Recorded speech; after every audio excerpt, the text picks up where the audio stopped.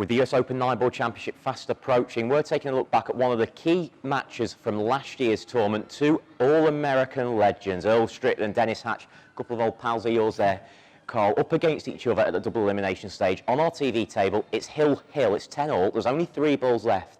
Strickland's left this on, Carl, for Dennis Hatch, and there's a few options here for the hatchet man, aren't there? First of all, we can rule out safety, because if he clips he's got to hit the 7, if he hits it, it's going to go in. The jump shot. First of all, in the match, Earl had the lead the full match. It was all going his way, and Dennis was just sticking in there. And sometimes, as a pool player, it just doesn't go your way, and you have to try and grind it out and make things happen. And Dennis had played really well in the match. Obviously, it's 10-10, as you said. Earl's had a chance in this rack and all. It has to be said. He made a bit of a mess of it, and he got lucky. He missed the 7, and this situation, what Dennis is in, he's back at the table, but it's a horrible situation.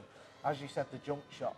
The 8-ball's too far down. If the 8-ball was here, he'd play the jump shot and make that 10 out of 10, not a problem. But because it's so far down, you just can't get the cue ball over and land it and keep the white on the table. That's the problem. So the other kind of option, he could possibly play high above the centre pocket, but you've got to play it with a bit of right-hand spin and just miss the 9, because the 9's it's in the way from this point. So if you come in from here, you've got to aim you're going to come this side of the 9. Yeah, you've got to aim a bit higher. With a bit of right spin, but then the cue ball's going a bit soft, and he might be worried about the scratch. If you hit it too full, the cue ball could also scratch. But it's just not. It's not a type of shot as a player you'd like to play. You're not playing it a bit slower. You'd rather give it a bit. And obviously, Dennis knows the pool table as good as anybody. He knows from this pocket to roughly around this area with a medium pace, you'll always scratch with the cue ball. That's the line of the path. But the 9 ball's in the way for that. So what he does is he aims lower, and he plays it with bottom. So after contacting this rail, it actually arcs past the 9, and he hits it perfect. And I think the reason why I went that way as well is because he knows he's going to get close to it. If he'd have missed the 7, he'd have missed it by, midges. But also, if he catches this rail first and pots the 7, cue ball could possibly come up here. So 10-10, he just gave himself a chance, and he absolutely nailed it. So 2 more questions of other options he could have taken. First of all, just going back to this rail, why is he not coming this side, coming between the 8 and the 9? Because to me, that looks like he can hit the rail here, come down, knock the 7 in. You've got to play it with right spin, that's what I was just saying. In order to get that line, you have to really, play a bit of right side, and it's the field shot, and it's just not the sort of way you'd like to play it. And that's his experience as a pro pool player. He knows that. Yeah, no one would really like to play it like that. You'd rather come off here low and try and arc it past and just...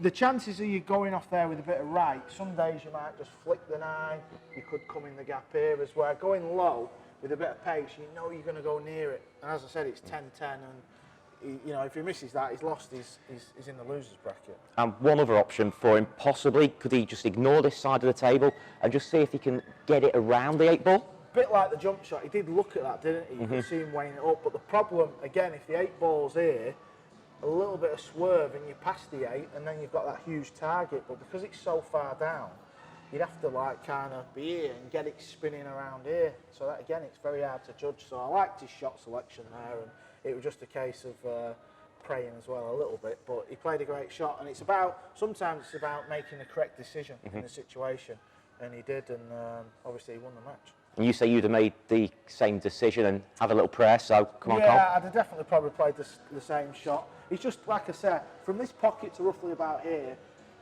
with a certain pace, you'll scratch. But obviously you've got to take into consideration if you're playing on a club table, obviously brand new TV table. A lot of people who've never played in Matchroom events, when you're playing on one table setup, the TV cloth is brand new, you've got big lights, not just a regular pool light, there's loads of lights, it's very hot, the balls are brand new, so it's very slippery.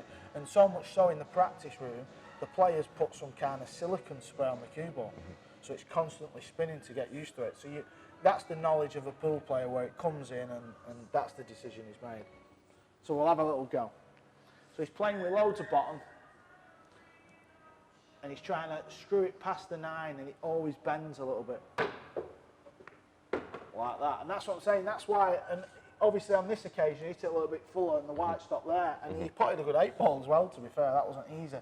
But that one caught the bottom rail, and it come up. But the main thing is, he's not give up ball in hand. That is number one on that shot. It was a great tournament last year. Two absolute American heroes at the 9-ball table. We'll see them both again this year at the Mandalay Bay for the US Open 9-ball Championship in April. But for this week's Monday Night Pool, it's goodbye.